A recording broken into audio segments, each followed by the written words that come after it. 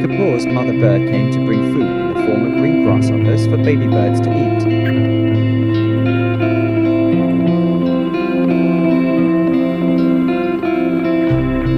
After the mother has finished feeding her young, the mother merbah monitors around her nest so that there are no threats such as evil ants.